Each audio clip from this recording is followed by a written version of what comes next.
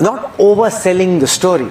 I think that becomes critical. If you move with a realistic vision, which leaves some money on the table, which leaves investors with the opportunity of making money, as opposed to trying to match past heightened valuations just because you want to give your initial investors an exit, that then means that you're telling the real story rather than hyping the story just because you want it to be true.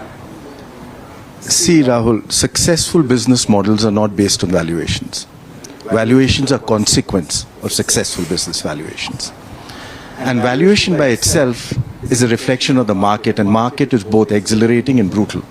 And frankly, none of us, with all sense of humility, and I would sure you would include yourself in that, has any clue as to how the market determines a value. So I think what the four of them doing here is right. They're focusing on their business. There will be a time when they might get a valuation which is beyond what they expect. There will be a time when that valuation gets a hit. But that is beyond any of their controls.